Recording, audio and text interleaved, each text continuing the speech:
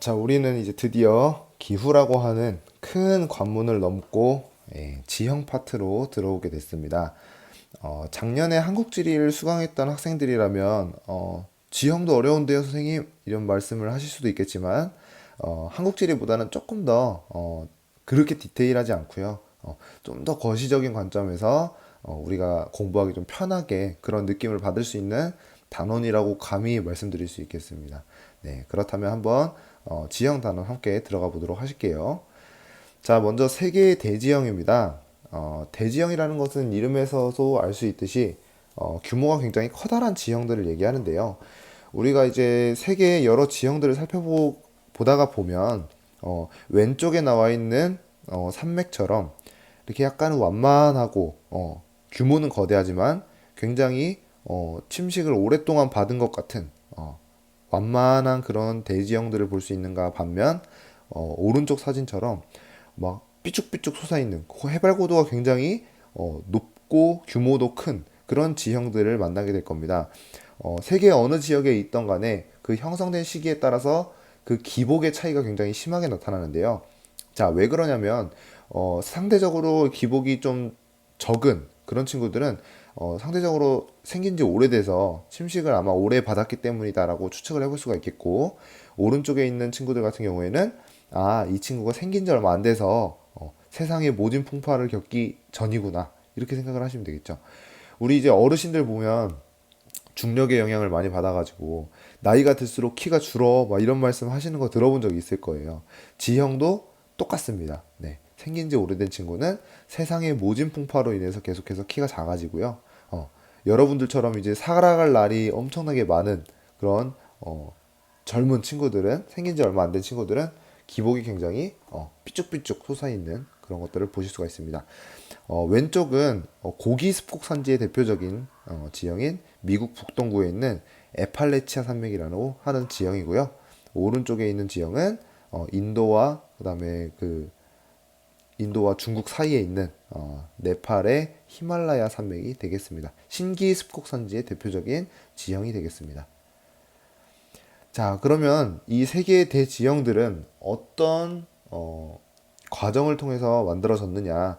우리가 보통 지구에서 표면이죠. 지각이 생성된 건 45억 년 전이라고 봐요. 그 후에 성캄브리아대를 지나서 시원생대라고도 부르죠. 시원생대를 지나서 고생대, 중생대, 신생대를 거쳐오면서 여러 가지 지형들이 만들어졌습니다. 여기서 시원생대에 해당하는 기간이 무려 32억 년이나 되고요. 그 다음 고생대는 3억 년, 중생대가 중생대도 한 1억 년 정도 될 것 같아요. 그 다음에 신생대도 6,500만 년. 이처럼 이제 지구에서의 지형 형성 과정 시간을 보게 되면은요, 인간들이 보통 생각할 수 있는 시간 스케일과는 굉장히 다르다. 엄청난 크기 시간의 스케일로 지형들이 만들어졌다라고 하는 것을 우리가 이 표를 보고 파악을 할 수가 있겠죠. 지형 형성 과정에서 뭐 100년, 200년 정도는요, 거의 신생 하나 다름없습니다. 네, 그 점을 꼭 기억해 두시고요. 들어가 보도록 하겠습니다. 자, 세계의 조산대라고 나와 있어요. 조산대라고 하는 것은 쉽게 얘기해서 산이 만들어지는 어떤 띠 모양의 그런 산이 만들어지는 띠 이렇게 생각하시면 됩니다. 우리 지구의 표면 지표에는 지각이 이렇게 계속해서 맨틀 위에서 떠다니거든요. 뒤에서 다시 한번 설명을 드릴 텐데 이 판들이 서로 부딪히면서 솟아오르기도 하고 혹은 다른 하나의 판이 다른 판 아래로 끌려 내려가면서 밀어가지고 또 어떤 곳에 이렇게 기복이 생기기도 하고 그래요. 그래서 조산대라고 하면 아무튼 뭔가 판과 판 사이에 부딪힘이 있거나 혹은 이제 멀어짐이 있거나 아무튼 무슨 움직임이 일어나는 경계선 이렇게 생각을 하시면 되겠습니다. 자, 여러 가지 이제 대지형들이 나오는데요. 우리가 대표적으로 알아둬야 될 것이 안정지계와 고기습곡산지 그리고 신기습곡산지입니다. 먼저 안정지계는요. 이름만 딱 들어도 여기는 그런 충돌이나 혹은 경계로부터 좀 거리가 멀어 보이죠. 안정된 땅입니다. 자, 이 지역은 주로 시원생대에 생성이 되었고요. 여기 이런 안정지대 땅들을 부르는 모양을 가지고 부르는 이름이 순상지와 탁상지라고 그래요. 보시면 이렇게 6개가 있습니다. 자, 아프리카, 유럽의 발트, 그 다음에 아시아의 시베리아, 그 다음에 호주의 오스트레일리아, 남아메리카의 브라질, 북아메리카의 캐나다 이렇게 6개가 있습니다. 우리가 보통 5대양 6대주 이렇게 얘기하잖아요. 각각의 대륙마다 대륙 중앙부에는 이런 순상지 혹은 탁상지가 있다. 왜 그러냐면 자, 판이 이렇게 있으면 보통 그런 충돌 같은 것들이 경계선에서 주로 일어날 거 아닙니까? 그죠? 여기 중앙부는요, 생긴 지 오래되고 침식을 많이 받아서 굉장히 안정돼요. 그래서 기복도 많이 없고. 그래서 순상지, 탁상지는 뭘 얘기하는 거냐? 방패 순자에 우리가 보통 밥상 얘기하는 그런 탁상 이렇게 얘기하잖아요. 방패처럼 이렇게 완만하거나 탁자처럼 평평하다는 얘기입니다. 오랜 세월, 시원생대에 형성돼서 오랜 세월 견뎌오면서 굉장히 기복이 작고 안정된 그런 중앙부의 땅이구나라는 걸 생각해 두시면 되겠습니다. 여기서는 주로 금, 은, 철 같은 지하 자원이, 광물 자원이 나옵니다.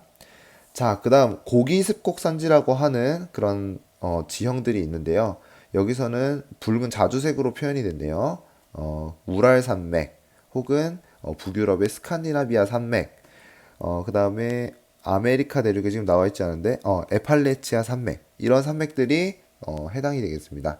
여기는 고생대에 형성된 습곡 산지고요. 습곡이라고 하는 거는 어떤 뭐 판과 판이 만나면서 땅이 이렇게 뒤틀려지는 걸 얘기해요.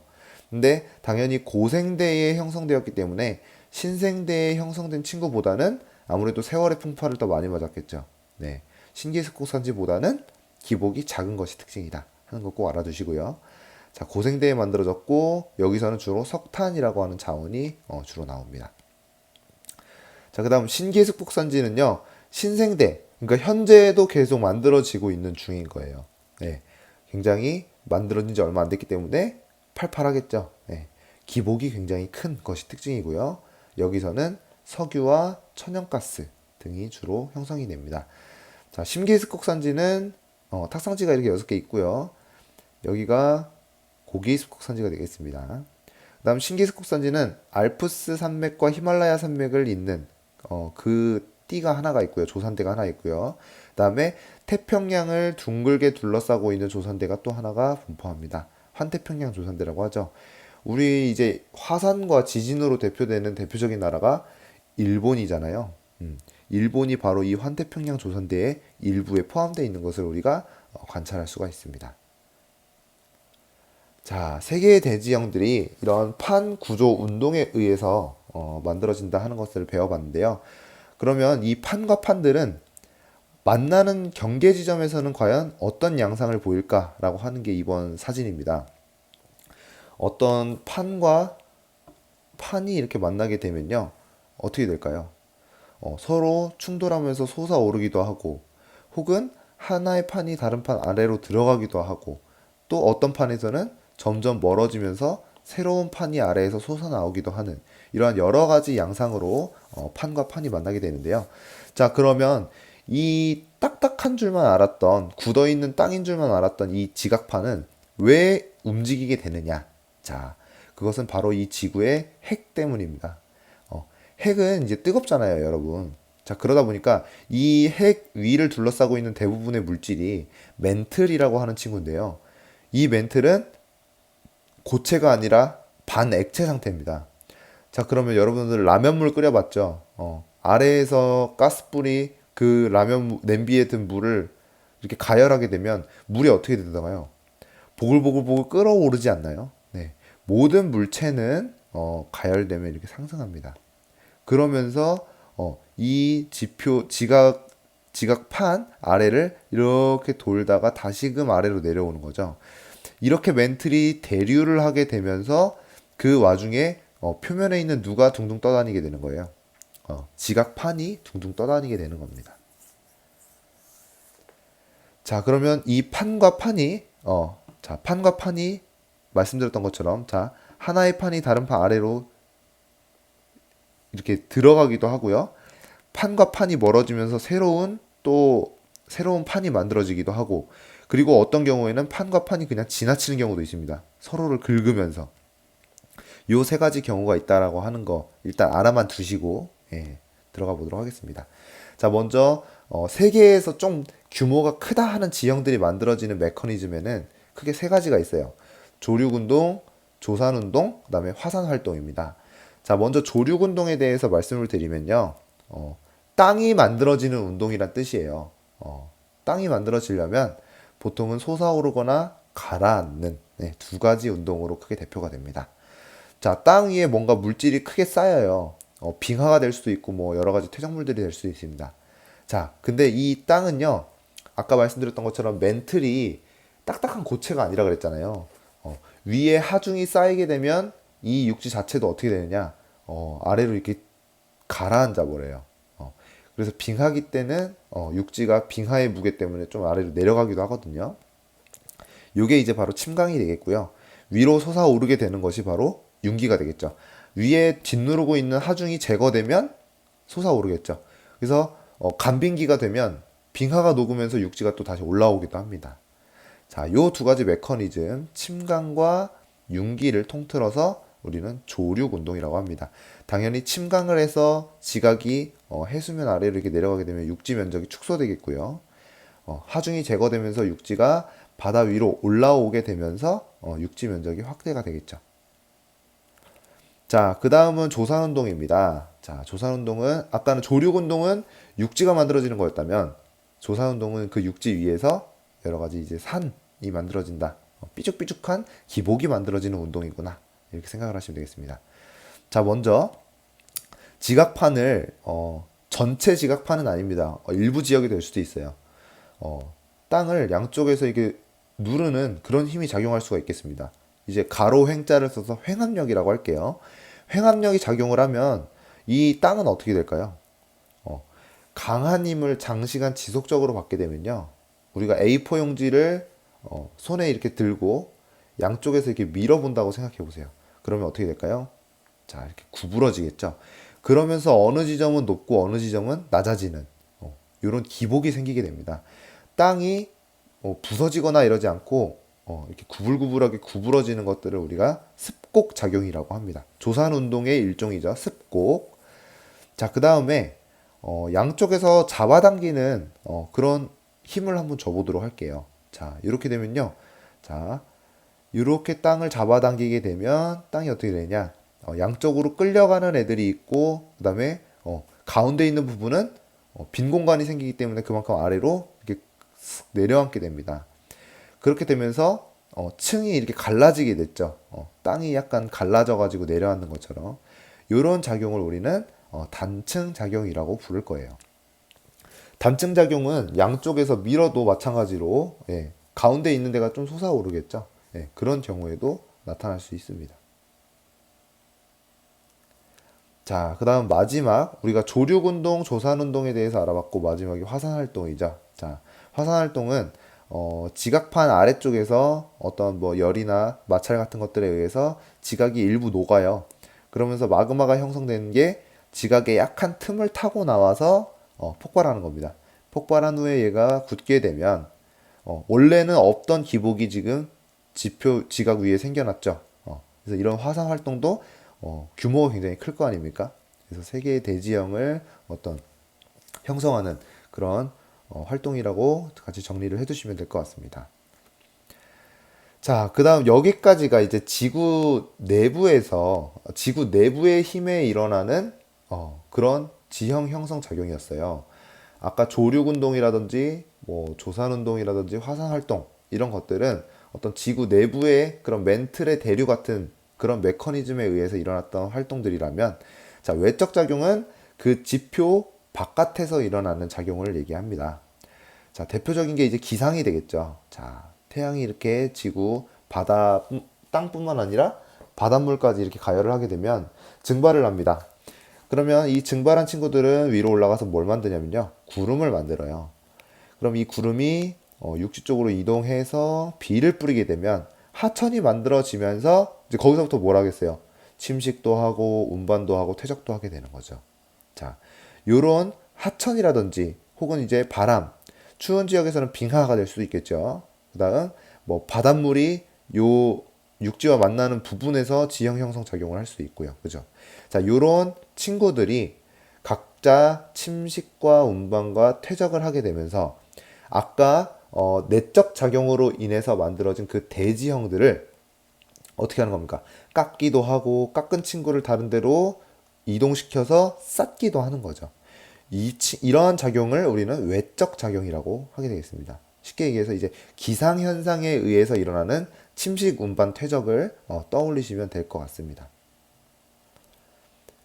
자, 외적 작용에 의해서 이 지표의 기복은 점차 어떻게 되겠어요? 내적 작용에 의해서 만들어졌어요.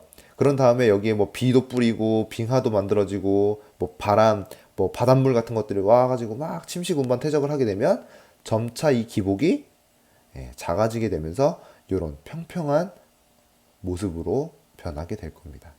자, 그래서 정리해 보면 내적 작용은요 주로 규모가 큰 대지형들을 만들어요. 그래서 전체적인 기복을 만든다고 보시면 되고 외적 작용은 내적 작용에 비해서는 작용하는 힘이 좀 미미하기 때문에 비교적 소지형을 형성하고 내적 작용이 만들어 놓은 그런 울퉁불퉁한 지표의 기복들을 없앤다라고 생각을 하시면 되겠습니다. 자, 정리해보면 이렇게 되겠죠. 자, 조류운동에는 자, 융기와 침강이 있었고요. 조산운동에는 습곡과 단층이 있었습니다. 그다음 화산활동까지 요 세 가지가 내적 작용이 되겠고요.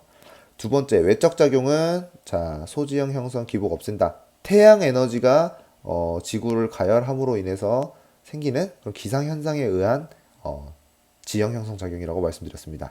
하천, 바람, 빙하, 해수가 각각 침식과 운반과 퇴적을 함으로써 지형을 형성하는 그런 작용들에 대해서 정리해 봤습니다. 자, 그러면 본격적으로 판구조 운동, 아까 전에 선생님이 말씀드렸던 판구조 운동에 대해서 알아보도록 할게요.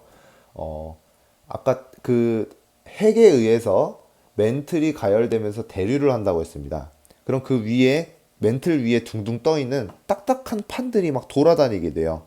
그러면 지들끼리 이제 부딪히기도 하고 들어가기도 하고 멀어지기도 한다고 했었어요. 자, 그러면 그 각각의 경계를 하나씩 정리해 보도록 할게요. 먼저 발산형 경계라는 게 있습니다. 이름에서도 알 수 있듯이 발산형 경계는 서로 이렇게 멀어지는 거죠. 자, 여기 보시는 것과 같이 여기가 이제 멘틀이라고 생각하시면 돼요. 멘틀 위에 떠 있는 두 개의 각자 지각판이 멀어지는 거예요. 자, 멘틀이 대류를 시작합니다. 아래에서 가열에 의해서. 그러면요, 이 친구들이 이렇게 멀어져요.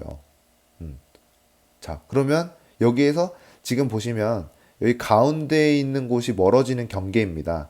근데 이 경계에서는요, 이 친구들이 멀어지게 되면 빈 공간이 생길 거 아니에요. 요 사이로 가지고 있는 마그마를 계속해서 내뿜어요. 그러면 차가운 바닷물과 만나면서 다시 새로운 판으로 합쳐지겠죠. 여기 부분에. 네. 보시면은 선생님이 표현을 해놓은 게 멀어지면서 다시 새로운 친구가 생깁니다. 그리고 나서 또 다시 멀어지면서 또 생기겠죠. 요렇게 바닷물 아래에서 판과 판이 멀어지면서 아래쪽에 있는 마그마가 올라와서 계속 판의 영역을 첨가해주는 그런 경계를 뭐라고 하냐면요. 우리는 해령이라고 부를 겁니다. 네. 근데 이 발산형 경계가 바다 속에 있으면 해령이라고 불리는데 육지 위에서 그런 일이 벌어질 수도 있어요. 땅과 땅이 실제로 이렇게 막 멀어집니다. 그러면 그것은 우리가 지구대라고 부르게 될 겁니다. 발산형 경계가 바다에 있으면 해령, 육지에 있으면 지구대.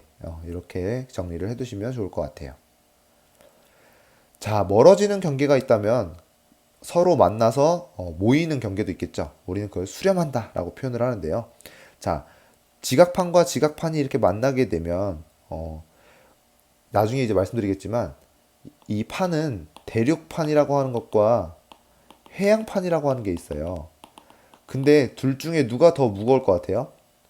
우리가 보통 생각하면 대륙판이 더 무거울 것 같지만 대륙판은 부피는 크지만 밀도가 낮아요. 해양판은 부피는 작지만 밀도는 높습니다. 그렇게 되면 자, 당연히 밀도가 높은 해양판이 대륙판 밑으로 들어가겠다고 우리가 추측을 해볼 수가 있겠죠. 근데 선생님이 지금 표현해 놓은 이 판들은 둘 다 대륙판이야. 밀도가 같으면 어떻게 돼요? 서로 양보 없이 부딪히게 되는 거죠. 서로 그냥 계속 미는 거예요. 멘틀 위에 떠가지고. 그러면서 어떻게 되느냐? 서로 이렇게 솟아오르는 겁니다. 만나면서. 그래서 말씀드렸던 것처럼 이제 조산 운동을 여기서 하게 되는 거죠. 산이 이렇게 만들어지게 되는 겁니다. 습곡산지가 땅과 땅이 만나게 되면서 양쪽에서 미는 힘이잖아요. 그러니까 얘네가 만나서 이렇게 솟아오르면서 땅이 이렇게 휘면서 기복이 생기는 이런 습곡산지를 만들게 된다. 라고 하는 거죠. 자, 그리고 아까 말씀드렸던 것처럼 자, 대륙판과 해양판이 만나게 되는 경계도 있습니다. 자, 그럼 이렇게 오게 되면요. 밀도가 높은 누가 밑으로 들어가게 돼 있다? 자, 해양판이 밑으로 들어가게 돼 있습니다. 우리는 이제 이 들어가는 과정을 이제 섭입이라고 부를게요. 섭입을 하게 되면서 자, 생기는 그 구덩이를 우리는 해구라고 부르고요. 여기 지점을 말하겠죠. 그리고 아무래도 조금의 횡압력이 가해지기 때문에 대륙판 쪽에서도 이렇게 습곡에 의한 산맥이 생기게 됩니다. 자, 그다음 발산형 경계가 아까는 바다 밑에서 이루어졌지만 육지 위에서도 이루어질 수 있다. 자, 이렇게 멀어집니다. 판과 판이.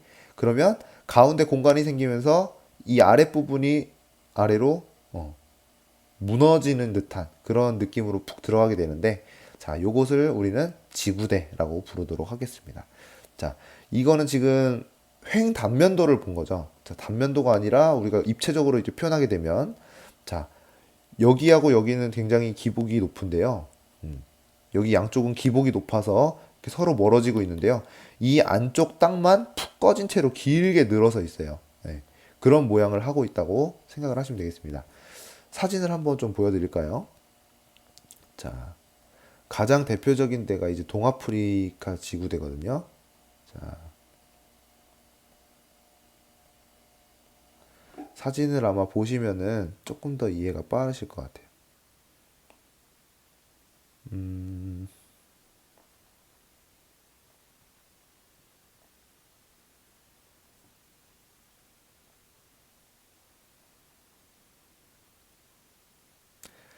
지금 마땅히 사진이 이렇게 나오진 않는데 아마 요런 형상이 좀 되지 않을까요? 예, 이렇게 양쪽으로 멀어지고 아래쪽은 움푹 들어가 있는. 자, 이게 정확한 모습은 아닙니다. 근데 요렇게 이렇게 아프리카 동쪽에 이렇게 길게 표현이 돼 있어요. 그러면서 양쪽으로 계속 멀어지게 되는 겁니다. 예. 좀 정확한 사진은 딱히 없는 것 같은데, 네. 아무튼 저런 형상 정도로 생각을 해주시면 될 것 같아요. 자, 발산형 경계가 육지에서 나타날 경우 우리는 그것을 지구대라고 부른다. 자, 세계의 대지형, 여러 가지 판들이 만나는 경계를 표현해 놓은 모식도입니다. 자, 대륙판과 해양판이 만날 경우에는요, 해양판이 대륙판 아래로 들어가면서 계속 이제 마찰을 일으킬 거 아니에요. 그러면서 이 암석이 녹아요. 그러면서 만들어지는 게 마그마입니다. 네. 그래서 이 녹은 마그마가 약한 틈을 타고 위로 올라와서 화산이 되는 거죠. 자, 근데 여기 지금 표현된 게 일본인데 일본 같은 경우에는 대륙판이라고 해서 육지만 있는 건 아닙니다. 해양도 약간 포함이 될 수 있는데 일본은 유라시아 판과 여러 가지 판들이 만나는 지점에 바다 위에 있기 때문에 이 마그마가 해저 바다 속에서 폭발을 하면서 위로 점점 쌓여서 올라와서 만들어진 화산섬이에요. 그래서 이 판이 A판과 B판이 만나는 그 지점을 우리가 해구라고 불렀지 않습니까?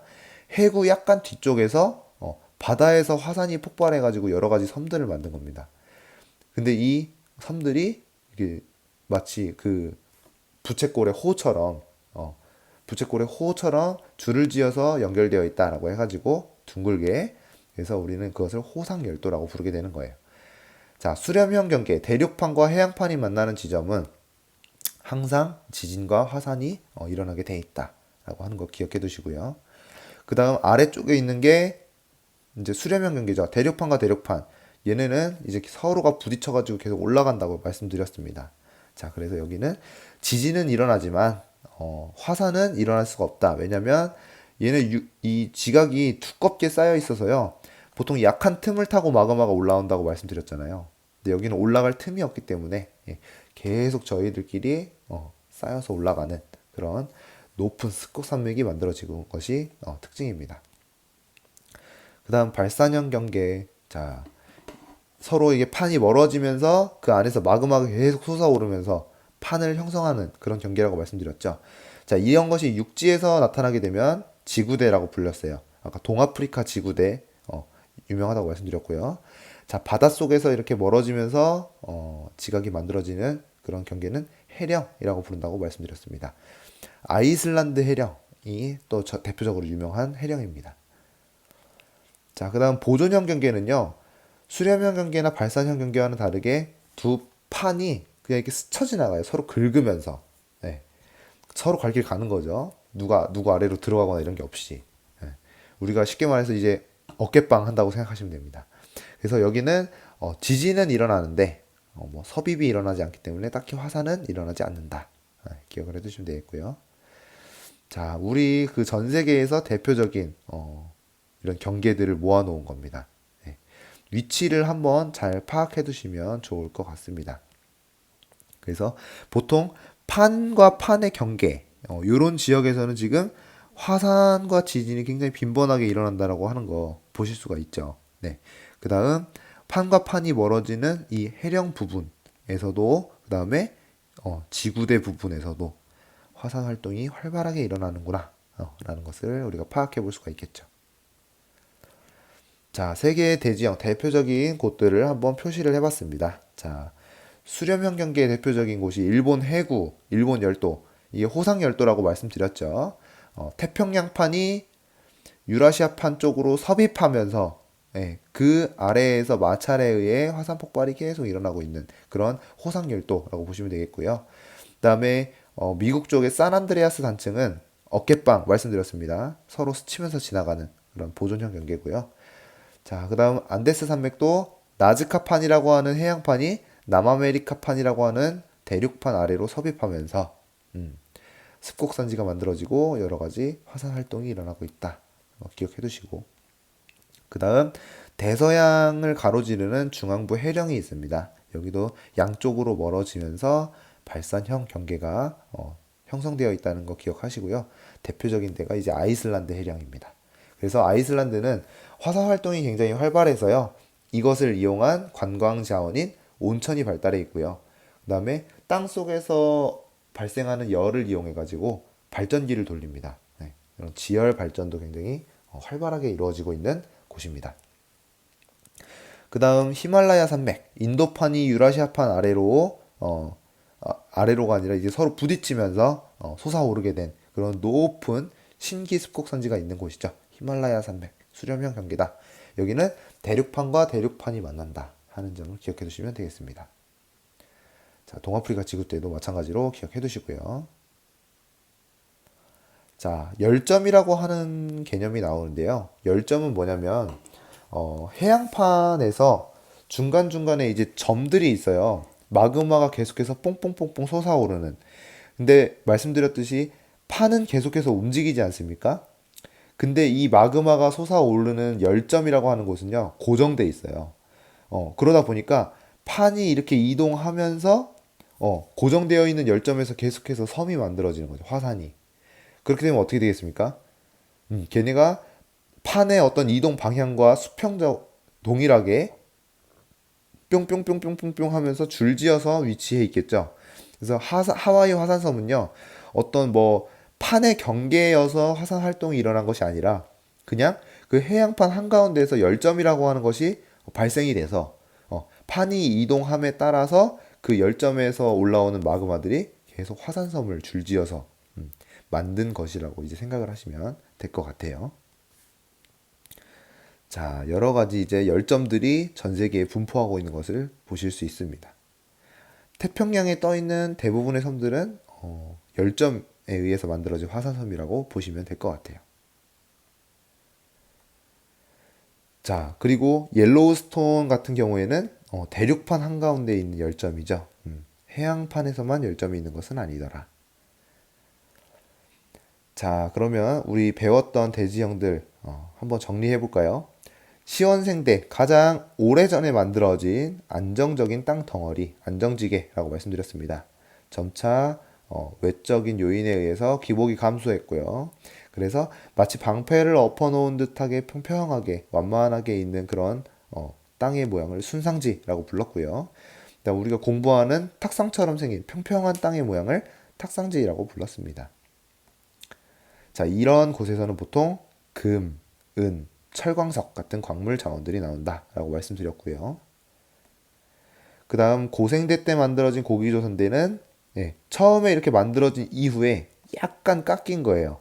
그래서 기복이 조금 다소 작아진 그런 모습을 보입니다. 그래도 기복은 남아있긴 해요. 이런 곳에서는 주로 석탄과 같은 광물 자원이 나오게 되고요.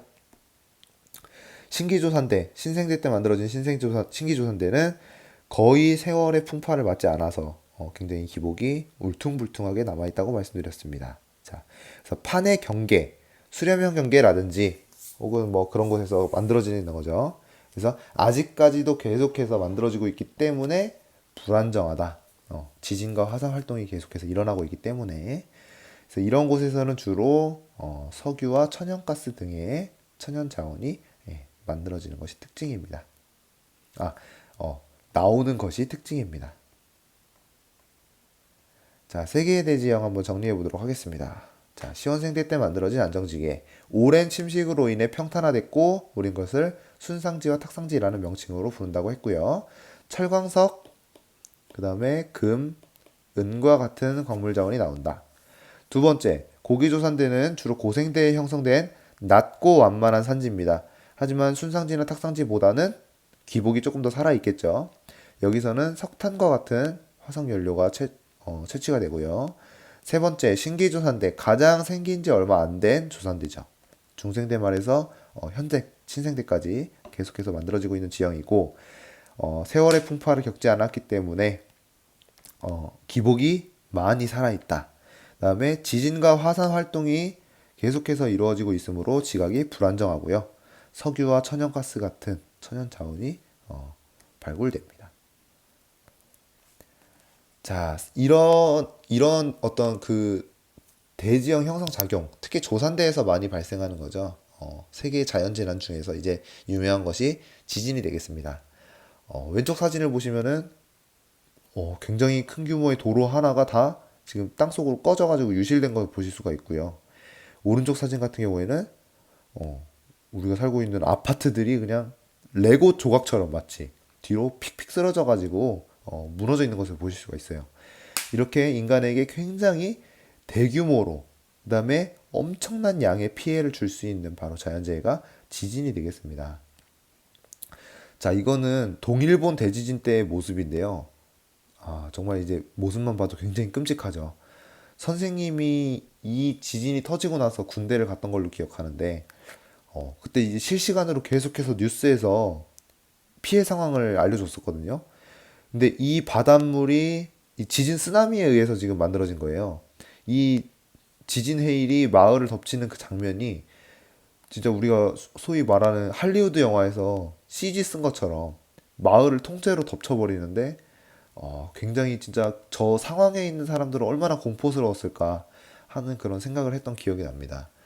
자, 이토록 인간에게 엄청난 규모로 피해를 주는 지진이란 과연 왜 일어나는가에 대해서 한번 알아봅시다.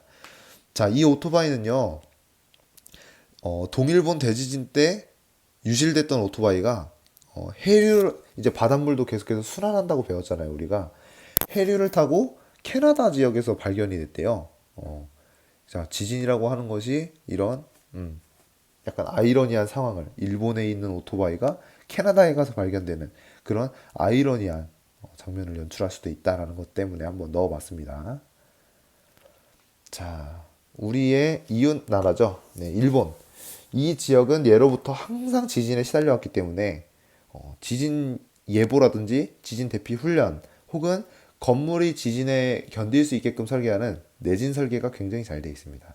그래서 생방송을 하다가요, 지진이 발생됐다 싶으면은 거의 30초 이내로 이렇게 알람 경보가 나옵니다. 네. 뭐 경보 발생하면서 이제 바로 어느 지역에서 진도 몇으로 발생을 했으며, 자, 쓰나미 같은 경우에는 이 채널을 이용해 가지고 이제 뭐 바다 해안가에 위치한 사람들은 더 자세하게 들어야 될 테니까 그런 정보를 이제 바로 실시간으로 때리는 걸 볼 수가 있죠. 자, 우리나라는 상대적으로 뭐 몇백 년에 한 번 큰 규모의 지진이 그렇게 일어났었어요. 그래서 우리나라는 좀 안정지대 쪽에 가깝게 위치해 있기 때문에 지진이라고 하는 게 별로 큰 영향을 줄 것 같지 않다라는 인식이 대부분이었는데, 얼마 전에, 네, 한 2, 3년 전인가요? 포항에서 막 대지진이 일어났었죠. 경주와. 자, 그러면서 이제 우리나라도 더 이상 지진의 안전지대가 아니구나, 네, 라고 해서 이런 지진 대피 훈련이라든지 혹은 쓰나미 대피소 같은 것들이 그때부터 막 생기기 시작했습니다.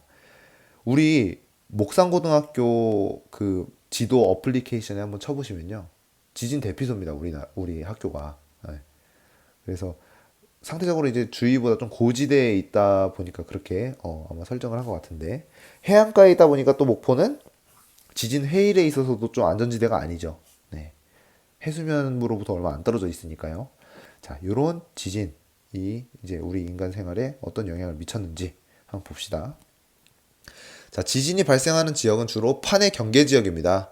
판이 서로 어긋나거나 그다음에 서로 부딪혀서 들어가거나 수렴하거나 하면서 발생하는 진동이 지진이라고 생각하시면 돼요. 자, 지진의 피해는 1차적으로는 건물이나 교량 같은 것들이 붕괴될 수 있고요. 2차로는 산업시설이라든지 이런 것들이 파괴되면서, 이제 우리 대표적인 게 동일본 지진 때 원자력 발전소가 파괴되면서 방사성 물질이 계속 유출이 됐었죠. 지금도 되고 있고요. 자, 그런 것들이 되겠고, 3차적으로는 이제 지진에 의해서 바닷물이 흔들리게 되면 그게 이제 계속 그 파동을 유지하면서 해안가로 오게 됩니다. 그러면 엄청난 높이의 파고로 인간 그 마을을 덮치게 되는 거죠. 이런 지진 해일, 쓰나미라고 부릅니다. 이런 피해를 줄 수 있다라는 거죠. 자, 그럼 화산은 지구상에서 어떤 곳에 분포하느냐? 우리 항상 배웠던 겁니다. 자, 이렇게 바다 속에서 판과 판이 갈라지게 되는 그런 해령 부분에 화산이 분포를 하게 되고요. 그다음에 해양판과 대륙판이 만나게 되는 그런 수렴형 경계에서 이 마찰에 의해서 마그마가 생기게 되고요. 그러면서 약한 틈을 타고 올라와서 화산이 만들어지게 됩니다. 혹은 혹은 해구 쪽에서 화산이 만들어지면서 화산 폭발이 일어나게 되면서 화산이 만들어지기도 하는데요. 이게 바로 이제 일본의 경우가 되겠죠. 바다에서 이제 해구에서 올라온 화산 활동에 의해서 만들어진 화산섬. 이렇게 두 가지 경우가 있을 수 있겠습니다. 자, 그래서 일본처럼 자, 여기에 있는 해양판과 이 해양판이 여기에 있는 대륙판으로 지금 섭입을 하고 있다고 보시면 됩니다. 근데 여기에 발달한 이 해구 지역에서 조금 떨어진 여기에 이렇게 약간 부채꼴의 호 모양으로 섬이 줄을 지어서 발달하게 되는 이러한 섬을 뭐라고 하냐면 요걸 호상열도라고 하는 겁니다. 일본이 대표적인 거예요. 자, 그 다음 말씀드렸던 것처럼 양쪽에서 잡아당기는 힘에 의해서 이제 멀어지게 되는 그 발산형 경계죠. 지구대. 바닷속에 있으면 해령이라고 말씀드렸습니다. 해령, 그죠? 육지에 있는 곳은 지구대라고 불리는데 여기도 마찬가지로 판과 판이 멀어지게 되다 보니까 지하에 있는 마그마가 계속 이 중앙부로 계속해서 마그마를 분출하게 되겠죠. 그러면서 여기서도 화산 활동이 일어날 수가 있습니다. 자, 그리고 또 다른 화산이 만들어지게 되는 메커니즘은요. 자, 여기 열점이라고 하는 게 있다고 말씀드렸어요. 열점은 해양판과 대륙판 둘 다 있을 수 있지만 해양판을 예로 해서 한번 보여드리겠습니다. 자, 발산형 경계에서 계속해서 지각이 만들어지고 있죠. 그러면서 이 지각은 이쪽 방향으로 아마 서로 움직일 거예요.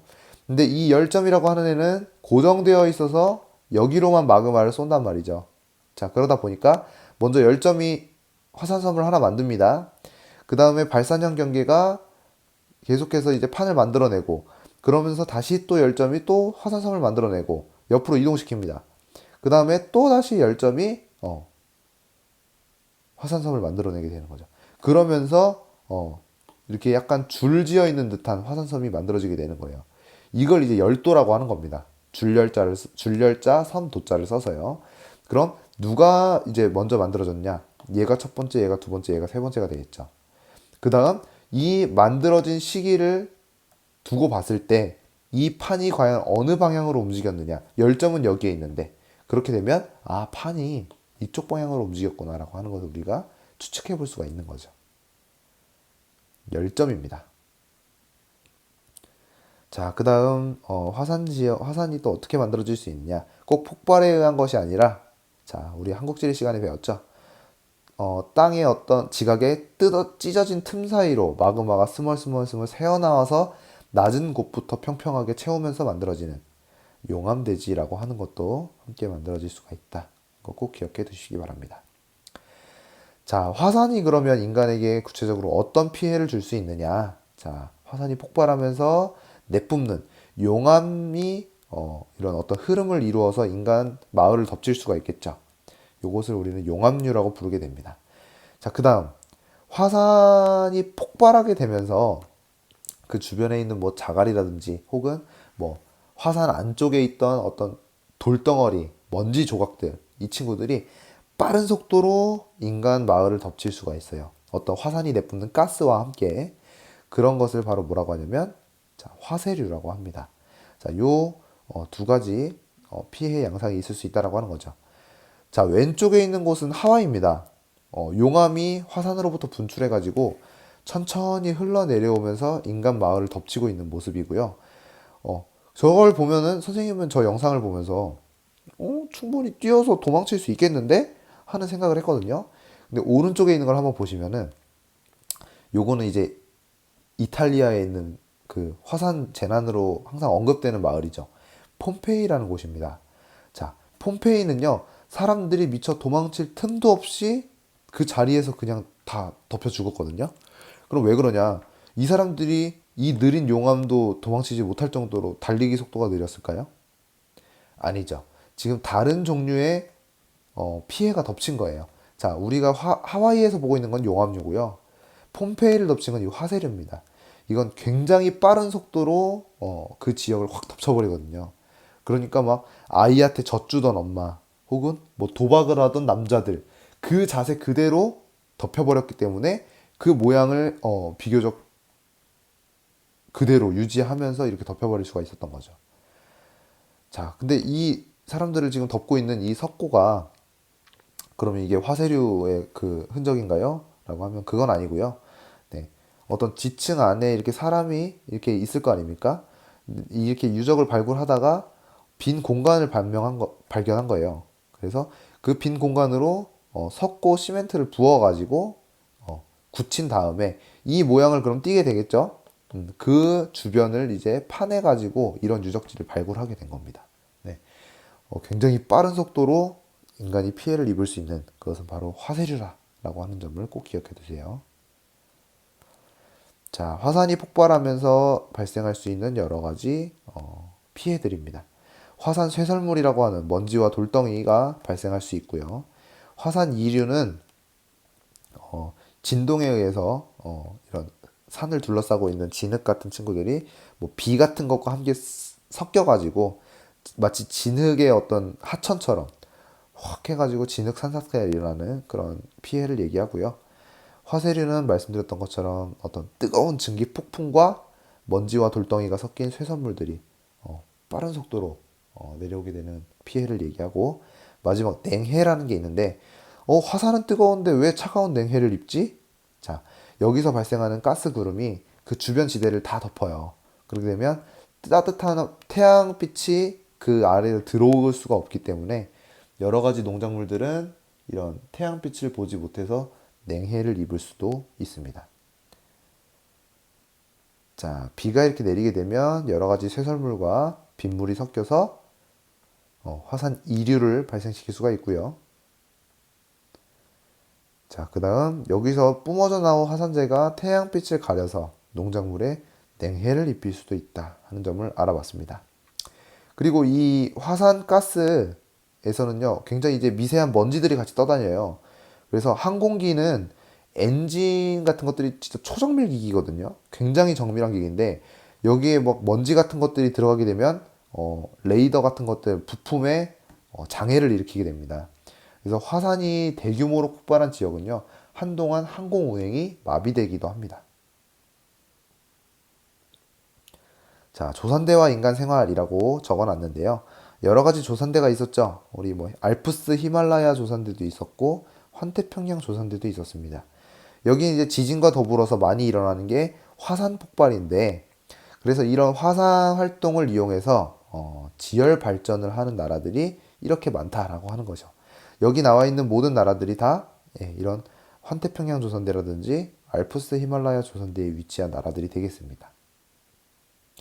그리고 온천이라고 하는 관광 자원을 개발해서 운영하기도 하고요. 그리고 화산 폭발로 인해서 만들어진 화산 지형을 우리 관광지로 활용하는 경우도 있겠습니다. 자, 화산을 한번 정리해 보도록 할게요. 주로 판의 경계 지역에서 발생하고요. 화산의 피해는 이렇게 네 가지가 있었습니다.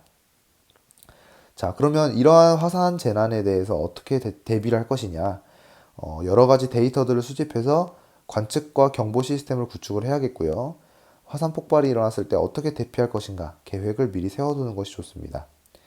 자, 그리고 흘러내려오는 그런 용암류나 화쇄류 같은 것들에 대비해서 마을을 이렇게 보호해 줄 수 있는 사방댐 같은 것들을 건설하면 좋고요.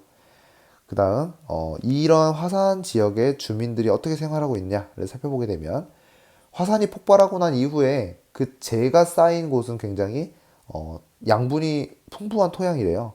그래서 그 지역에서는 농업이 굉장히 잘 되는 경우도 있고요.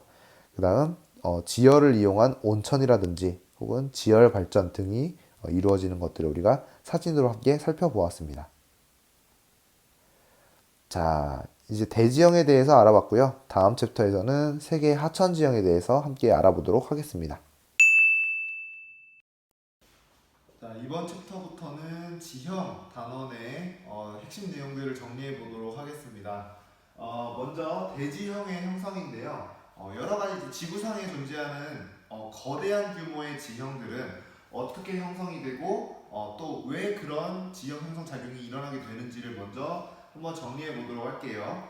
자, 먼저 지형이 형성되는 작용은 지구 내부의 힘에 의한 내적 작용과 그다음에 지표 위에서 일어나는 힘에 의한 외적 작용으로 분리해 볼 수가 있겠습니다. 먼저 내적 작용은 지구 내부의 힘에 의한 거예요.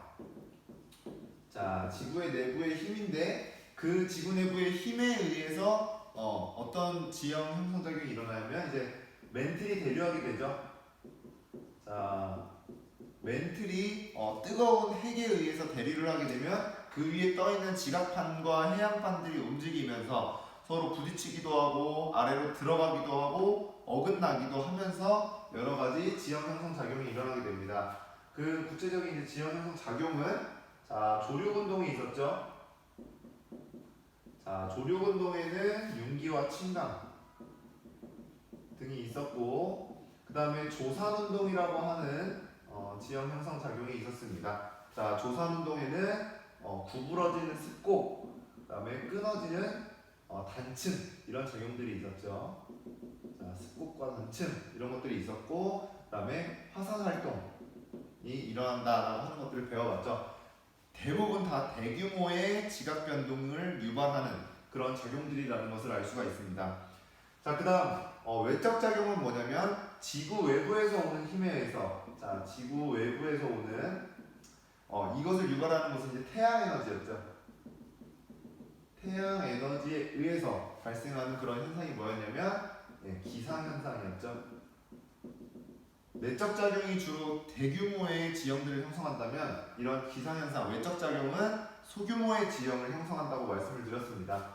이 기상 현상이 어떤 작용을 유발하냐면 하천이라든지 혹은 바람, 그 다음 뭐 파랑, 빙하 이런 친구들을 유발해서 얘네들에 의한 다시 뭘 만들어내는 거예요? 침식이라든지 운반, 퇴적 작용을 다시금 유발하게 되는 거죠. 자, 이렇게 두 가지 작용이 지형 형성 작용이다 하는 거 알아두시고요. 자, 이 내적 작용 중에서도 판구조 운동을 좀 중요하게 설명을 한번 해드렸는데 말씀드렸던 것처럼 지각은 10개 정도의 판으로 구성이 되어 있다. 자, 지각은 10여 개의 판으로 구성이 되어 있다. 근데 이 친구들이 멘틀이 대류를 하게 되면서 서로 만나기도 하고 아래로 들어가기도 하고 그러면서 이제 대규모 지형이 형성된다고 말씀드렸죠. 자, 근데 다 똑같은 판이 아니라 대류판이 있고 그다음에 해양판이 있었습니다.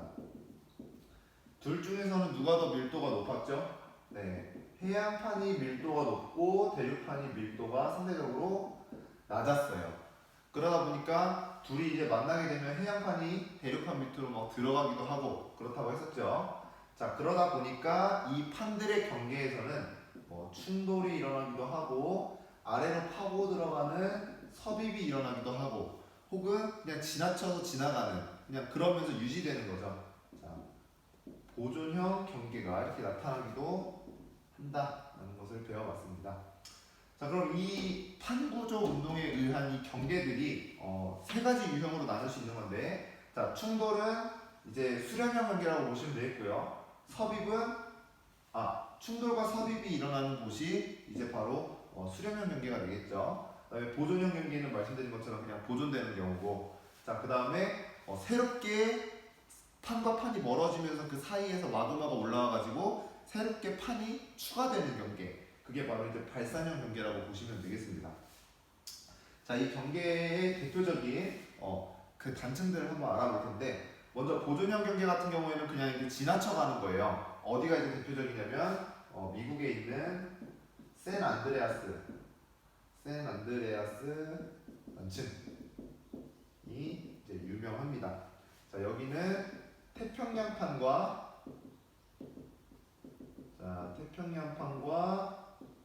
북아메리카판이 스쳐 지나가는 그런 단층이 되겠습니다. 샌안드레아스 단층이 대표적이고요. 그 다음에 발산형 경계는 대서양 중앙 해령이 유명합니다. 판과 판이 멀어지면서 거기서 아래쪽에서 올라온 마그마가 새롭게 판을 생성하는 그런 경계라고 보시면 됩니다. 자, 그 다음에 바닷속에서 이렇게 판과 판이 멀어지는 곳을 해령이라고 불렀다면 육지에서도 그런 현상이 나타난다고 말씀드렸죠. 자, 어디냐면 동아프리카 지구대입니다. 지구대라는 것은 가운데 부분이 이렇게 움푹 들어간 움푹 파인 지형을 얘기하는데, 왜 그러냐면 판과 판이 이렇게 멀어지게 되면 사이 부분이 이렇게 꺼진다 그랬죠. 네, 그래서 그런 경계가 동아프리카 지구대다라고 말한다고 말씀드렸습니다. 자, 그다음 수렴형 경계는 대륙판과 대륙판이 만나는 경우도 있고요. 대륙판과 해양판이 만나는 경우가 있어요. 그래서 자, 대표적인 곳이 어디냐면 히말라야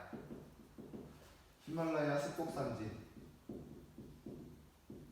되겠죠. 여기는 이제 대륙판이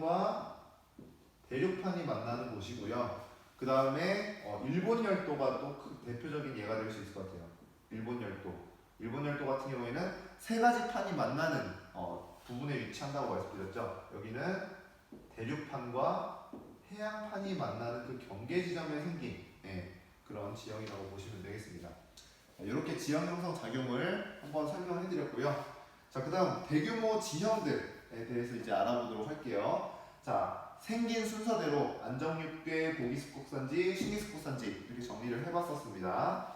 먼저 안정육괴는 시원생대에 형성된 지형이고요. 굉장히 오랜 기간 동안 침식을 받았기 때문에 평평해졌습니다. 우리는 그런 것을 이제 평탄화 이렇게 얘기를 해드렸죠. 이 지역에서 주로 출토되는 그런 광물 자원들은 철광석이라든지 혹은 은, 금 이런 친구들이 있었고요. 그래서 이 안정육괴 지역에서 평평한 그 지형들이 분포를 하게 되는데, 우리는 그것을 이제 방패를 뒤집어 놓은 듯한 모양, 순상지라는 이름으로도 불렀고요. 그 다음에 땅의 모양이 이렇게 침식되면서 평평해지기도 하지만 뭔가가 이렇게 차곡차곡 시루떡처럼 쌓여서 만들어지기도 하거든요. 근데 얘네가 이제 오랜 세월 동안 별다른 지각 변동이 없었기 때문에 그냥 그 쌓인 모습 그대로를 유지하고 있는 평야가 있어요. 이제 그것을 이제 구조평야라고 합니다. 시루떡처럼 한 겹 한 겹 한 겹 쌓인 그 상태를 유지하고 있는 평야를 얘기하는 겁니다. 자, 이 친구들은 생긴 지 오래됐기 때문에 주로 주요 대륙의 내부에 위치하고 있다 하는 점이 특징이 되겠죠. 내부에 있으니까 변두리에 있는 친구들은 계속 부딪히면서 뭔가 변동이 일어나잖아요. 근데 이 친구들은 내부에 위치해 있으니까 상대적으로 굉장히 안정된 그런 특성을 띠고 있다고 보시면 되겠습니다. 자, 이 안정육계의 대표적인 예들은 어디가 있겠냐면요. 각 대륙에 이제 내부에 하나씩 있다고 보시면 돼요. 자, 유럽의 발트 순상지. 자, 그 다음에 유라시아 대륙, 아시아 대륙 한가운데 있는 시베리아 순상지. 그 다음, 자, 북아메리카에 있는 캐나다 순상지. 그리고 자, 어디가 있겠냐면 아프리카 대륙 한가운데 있는 아프리카 순상지가 되겠습니다. 그 다음 뭐 호주에도 있고 남아메리카에도 있는데 대표적인 순상지를 꼽아보자면 이렇게 네 가지를 먼저 한번 말씀을 드려보도록 할게요. 자, 그 다음 고기 습곡산지로 넘어가게 되면 자, 얘네보다는 조금 더 앞선 시기, 앞선 시기가 아니라 나중 시기죠. 고생대에 형성이 됐고요. 자, 그 다음 얘도 마찬가지로 오랜 기간 침식을 받긴 했습니다. 하지만 안정육계보다는 조금 더 기복이 있는 그런 상태인 거죠. 자, 역시나 오랜 기간 침식이 되었고 근데 소규모의 기복이 있다. 이렇게 생각을 해두시면 될 것 같습니다. 그래서 오랜 기간 받았기 때문에 고도가 굉장히 낮고요. 경사도 완만한 산지라는 것이 특징이 되겠습니다. 이 지역에서는 주로 어떤 지하자원이 나오냐면 석탄이 주로 나오게 되고요. 안정육대를 둘러싸고 그 주변에 분포해 있다라고 하는 게 위치적 특성이 되겠습니다. 자, 고기 습곡산지에 해당하는 주요 산맥들은 어떤 것들이 있냐면요. 마찬가지로 이제 발트 순상지를 둘러싸고 위치해 있겠죠. 북유럽에 위치한 스칸디나비아 산맥. 스칸디나비아 산맥이 있을 거고요. 그 다음 시베리아 순상지, 유럽과 아시아의 그 경계가 되는 산맥이죠. 우랄 산맥. 자, 그 다음에 북아메리카 남동부에 위치한 에팔레치아 산맥. 그 다음에 호주에 위치해 있는 그레이트 디바이딩 산맥 등이 있겠습니다. 그 다음에 아프리카에 있는 드라켄즈버그 산맥도 있대요. 지도에서 한번 위치 확인해 보는 거 잊지 마시고요. 자, 여기가 이제 고기스코산지가 되겠습니다. 자, 마지막은 신기스코산지인데요. 이게 이제 가장 생긴 지 얼마 안 된 친구죠. 언제냐면 중생대에서 신생대 사이에 형성이 된 친구들입니다. 가장 짧은 기간 동안 침식을 얼마 받지 않았기 때문에 고도가 굉장히 높고요. 그 다음에 경사도 굉장히 급경사라는 것이 특징이 되겠습니다. 자, 이 지역에서는 주로 어떤 지하자원이 나오냐면 석유와 천연가스 등의 지하자원이 나오는 것이 특징이 되겠습니다. 그 다음에 구리 같은 것들도 나오게 된대요. 자, 이 신기스코산지에 해당하는 대표적인 조산대 두 개가 환태평양 조산대, 불의 고리라고도 불리죠. 그다음에 알프스 히말라야 조산대가 되겠는데 태평양을 중심으로 해서 동쪽 해안, 그러니까 북아메리카랑 남아메리카 이쪽을 얘기하는 거죠. 그쪽에는 대표적으로 이제 우리가 해안판이 대륙판 밑으로 들어가면서 물론 그 육지 쪽에도 화산이라든지 이런 것들이 형성되지만 해구 앞쪽에 해구에서도 마찰이 일어나니까 마그마가 형성이 되잖아요. 그로 인해서 이제 해저 화산이 폭발하면서 만들어지는 길다란 줄 모양을 하고 있는 화산섬들이 있다고 했었죠. 그래서 그렇게 함으로써 만들어지게 되는 알류산 열도가 위치해 있고요. 그 다음에 아메리카의 로키 산맥, 아메리카 대륙의 서부죠. 로키 산맥이 있고, 그 다음에 남아메리카에서 또 그 태평양 연안의 면에 있는 안데스 산맥 같은 친구들이 대표적인 한태평양 조산대의 신기 습곡산지가 되겠습니다. 자, 태평양 기준으로 서쪽에는 그럼 누가 있느냐? 대표적인 이제 지형이 일본, 그다음에 필리핀, 뉴질랜드 이런 친구들이 있겠습니다. 다 화산 활동으로 굉장히 유명한 섬나라들이에요. 자, 그 다음 알프스 히말라야 조산대에서는 알프스 산맥에 해당하는 곳과 히말라야 산맥에 해당하는 곳을 이제 알아볼 텐데, 알프스 산맥은요 어떤 판과 어떤 판이 만나냐면 유라시아 판과 그 다음에 아프리카 판이 만나면서 만들어진 그런 산맥이라고 보시면 되고요. 히말라야 산맥 같은 경우에는 유라시아 판에 이제 인도 판이 인도 오스트레일리아 판이 부딪히게 되면서 만들어지는 그런 산맥이 되겠습니다.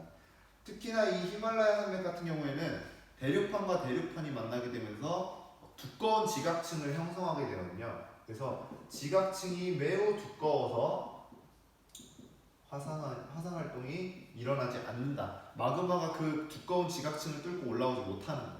네. 요 특징까지를 한번 정리해 두시면 될 것 같습니다. 네, 여기까지 대지형의 형성을 한번 정리해 보겠습니다. 자, 이번에는 화산 지형을 정리해 보도록 하겠습니다. 자, 화산 지형이 어떻게 형성되냐면요. 지하 내부에서 어떤 열에 의해 가지고 만들어진 마그마가 분출을 하게 됩니다. 자, 마그마가 분출을 하게 되면 지표에 올라오는 순간 그 마그마는 이제 용암이라는 이름으로 불리게 돼요. 그래서 이 용암이라든지 혹은 그 화산이 폭발하면서 내뿜는 화산재,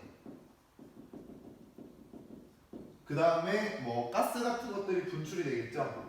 이 친구들이 이제 분출되면서 주변에 쌓입니다. 그러면서 이제 화산 지형이 형성이 되게 됩니다. 자, 화산 지형은 그럼 어디에 분포하느냐? 말씀드렸던 것처럼 판과 판이 충돌하는 그런 경계 지역에서 이런 화산 활동이 일어나게 되기 때문에 판과 판의 경계 부분에 주로 분포를 하게 되고요. 우리가 이제 알아봤던 이 판과 판의 주요 경계들은 어디가 있었냐면, 자, 환태평양 조산대. 자, 환태평양 조산대. 혹은 어디가 있었습니까? 또, 네, 알프스 히말라야 조산대가 있겠죠. 주로 이제 칭기스콕 산지, 네, 그 근처에 있다고 보시면 됩니다. 자, 알프스 히말라야 조산대. 그 다음에 또 판과 판이 벌어지는 그 틈에서 또 마그마가 올라온다고 했었죠. 자, 동아프리카 지구대. 자, 육지 위에도 있고 또 어디에도 벌어지는 경계가 있다고 했어요? 네, 그쵸. 바닷속에 대서양 중앙 해령에도 이런 화산 활동이 벌어지고 있다라고 생각해 볼 수가 있겠죠. 자, 이런 것을 이제 분포를 하고, 그러면 주요 화산 지형에는 어떤 것들이 있느냐? 일단 화산의 형태에 따라서 순상화산과 용암돔이 있겠고요. 성층화산 같은 경우에는 폭발이 이제 계속 일어나는 거예요. 수차례의 폭발 후에, 자, 수차례 화산이 폭발한 후에 여러 가지 뭐 용암이라든지 아니면 뭐 돌덩어리 이런 화산탄 이런 것들이 다 통틀어서 이제 쇠설물이라고 부르거든요. 쇠설물이 그 위에 차곡차곡 쌓이게 되면, 이게 화산이 무조건 한 번 터지는 게 아니거든요. 수차례에 걸쳐서 폭발한 것들이 차곡차곡 쌓이게 되면 그런 화산을 우리는 성층 화산이라고 합니다. 대표적인 이 성층 화산에는 일본에 있는 후지산이 되겠죠. 자, 그 다음 순상화산은 화산에서 이제 뿜어져 나온 용암의 그 성질이 매우 이제 묽은 거예요. 묽으니까 뭉쳐있지 않고 널리까지 퍼지겠죠. 그 다음에 그 용암이 식으면서 만들어지는 화산의 형태는 굉장히 완만한 경사의 화산이 될 겁니다. 그 모양이 마치 방패를 뒤집어 놓은 것 같다고 해서 우리는 순상화산이라고 부르고요. 유동성이 큰 현무암질 용암이 폭발하게 되면서, 죄송합니다. 현무암질이죠. 현무암질 용암이 분출하게 되면서 만들어지는 화산이 되겠습니다. 경사가 매우 완만하다라고 하는 것이 특징이 되겠고요. 이 순상화산의 대표적인 예는, 자, 하와이에 있는 마우나케아 화산이 되겠습니다. 네, 이게 순상화산이고요. 용암돔은 순상화산과 반대라고 생각하시면 돼요. 유동성이 매우 작은 용암이 분출하게 되면서 경사가 어떻겠어요? 매우 급하겠죠. 우리 돔이라고 하는 게 이렇게 둥근 그런 구조물을 보통 얘기하는데, 네, 용암이 끈적끈적해서 멀리 퍼지지 않고 덩어리 상태로 굳어 있는 것을 얘기하는 겁니다. 네, 이걸 용암돔이라고 하겠고요. 자, 그다음 용암대지는 지금까지의 어떤 용암은 화산이 폭발하면서 분출해가지고 용암을 쿨럭쿨럭쿨럭 하면서 쌓아놓은 건데, 근데 이 용암대지는 약간 다릅니다. 폭발이 일어나서 용암이 흘러나오는 게 아니라요. 어떤 지표면 지각에 그 갈라진 약한 틈이 있겠죠. 그 사이로 용암이 새어나와서 낮은 곳부터 이게 스멀스멀 채우면서 식으면서 형성되는 그런 평평한 모양의 대지 지형을 얘기합니다. 자, 용암대지는 마찬가지로 이제 끈적끈적한 용암이면 거기를 이제 채우지 못하겠죠. 덩어리 상태로 묻을 텐데 대지의 형태로 채웠다는 얘기는 뭐냐면 그만큼 유동성이 크기 때문에 낮은 지역부터 차곡차곡 다 메웠다는 얘기입니다. 자, 마찬가지로 여기도 자, 유동성이 큰 현무암질 용암이 폭발한 건가요? 아니죠. 그 지각의 찢어진 틈 사이로 나와가지고 메우면서 형성된 거죠. 그것을 우리는 이제 열화분출이라고 했었죠. 열화분출에 의해서 만들어진 평평한 대지를 얘기하고요. 자, 대표적인 건 이제 인도에 있는 데칸고원이라는 곳입니다. 우리나라에도 이 용암대지가 있어요. 백두산 근처에 있는 개마고원. 네, 그 지역이 바로 용암대지가 되겠습니다. 자, 그 다음 칼데라 우리 한국지리 시간에서 배웠죠. 네, 굉장히 이제 규모가 큰 폭발이 있은 후에는 마그마가 저장되어 있던 곳이 텅 비게 돼요. 그래서 분화구가 그 무게의 하중을 이기지 못하고 와르르 무너지면서 큰 규모의 분지를 형성하게 되면 우리는 그걸 이제 칼데라라고 불렀었죠. 자, 폭발 후에 분화구가 어떻게 되는 겁니까? 네, 함몰이 일어나게 되면 우리는 그것을 칼데라 분지라고 말씀을 드렸었죠. 굉장히 규모가 어떻다? 자, 굉장히 크다. 대규모의 분지를 형성하게 되고요. 여기에 나중에 물이 고여서 호수가 되게 되면 우리는 그걸 칼데라호라는 이름으로 부르게 됐죠. 우리나라 이제 대표적인 칼데라호가 백두산에 있는 천지가 되겠습니다. 자, 그 다음 이 화산 지형으로 인해서 지역 주민들은 어떤 생활을 하고 있느냐. 자, 먼저 농업을 알아보게 되면 화산재가 이렇게 그 주변에 차곡차곡 쌓이면 굉장히 이제 영양분을 많이 담고 있대요. 그래서 비옥한 화산재 토양이 그 지역에 쌓이게 됩니다. 자, 비옥한 화산재 토양을 이용해서 당연히 뭘 하겠어요? 농사를 짓겠죠. 그래서 이런 비옥한 화산재가 주로 쌓여있는 그 지역이 어디에 있냐면, 자, 이탈리아 폼페이 기억하시죠? 네, 이탈리아의 폼페이를 덮쳤던 이탈리아의 베수비오 화산. 자, 베수비오 화산 근처에서는 이제 뭘 하냐면 수목 농업을 합니다. 지중해성 기후하고도 연결되는 거죠. 뭐 오렌지나 포도 이런 것들을 키우는 거죠. 자, 그 다음에 화산 폭발로 둘째 가라면 서러운 일본에서는 간토평야라는 곳에서 기후에 맞춰가지고 벼농사를 하고 있다고 합니다. 자, 그 다음에 지하에서 올라온 마그마가 터진 것이기 때문에 어떤 지하 자원을 많이 유용하게 쓰기도 합니다. 그래서 광업을 알아보게 되면, 자, 마그마라든지 혹은 화산 활동에 의한 광물 자원들이 그 지역에 많이 분포를 하게 되는데, 대표적으로 이것을 어떤 것들이 이제 산출이 되면 은이라든지 혹은 유황, 구리 이런 지하 자원들이 이렇게 분포를 하게 된대요. 그래서 이런 것들을 이용해서 광업을 하고 있는 지역은 마찬가지로 이제 신디스국 산지죠. 자, 안데스 산지에 위치한 칠레, 그 다음에 페루 이런 곳이 이제 구리 광산으로 유명하답니다. 이런 화산 지형으로 형성된 광물 자원을 활용하고 있는 걸 볼 수가 있는 거죠. 자, 그 다음 지열 발전은 뭐냐면 이제 굉장히 이제 안에서 마그마가 있으니까 그 위에 분포하고 있는 지하수 같은 것들이 막 뜨겁게 데워지겠죠. 그래서 고온의 지하수를 활용해 가지고, 자, 지하수를 활용해서 전력을 생산하는 것이 바로 지열 발전입니다. 네. 그 열을 이용해서 계속해서 이제 뭐 터빈 같은 걸 돌리게 되는 거죠. 그래서 이 지열 발전을 하고 있는 나라들은 굉장히 많아요. 대표적인 게 다 화산 지형이 분포하고 있는 지역은 대부분 다 그 지하수가 뜨겁다 이렇게 보시면 될 거 아니에요, 그죠? 그래서 신기 조산대에 위치한 뭐 미국, 필리핀, 인도네시아, 그 다음 대서양 중앙해령. 대서양 중앙해령에 위치한 아이슬란드.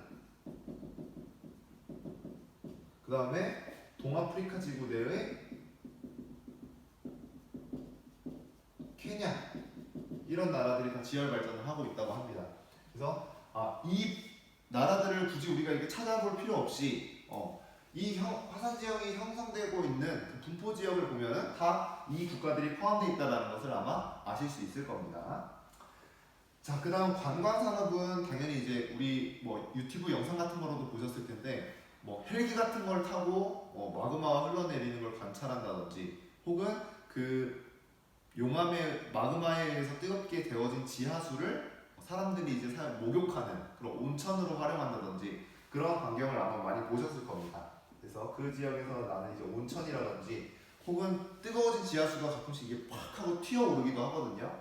이제 그런 것들 이제 간헐천이라고 하는데 이런 친구들을 활용한 관광 자원이 발달해 있는 나라, 마찬가지로 화산 지형이 분포해 있는 나라들입니다. 일본 혹은 뭐 하와이, 뉴질랜드, 그다음에 아이슬란드 이런 국가들이 화산 지형을 이용한 관광 자원을 운영하고 있는 나라들이 되겠습니다. 여기까지 화산 지형을 한번 정리해 볼게요.